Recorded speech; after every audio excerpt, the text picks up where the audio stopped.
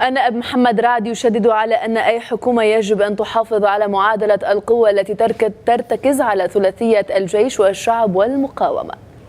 إن أي حكومة مقبلة أيا يكن رئيسها المكلف تشكيلها مطلوب منها أن تعيد ترسيم الثوابت الوطنية التالية: أولاً، الحفاظ على معادلة القوة التي تقوم على ثلاثية الجيش والشعب والمقاومة.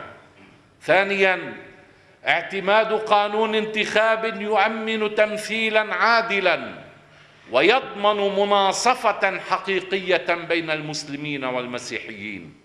ثالثاً، تحقيق مشاركة واقعية تسهم في تعزيز الاستقرار الداخلي وتسقط ادعاءات الاستهداف عند البعض وتحفظ الأوزان الحقيقية للقوى الأخرى.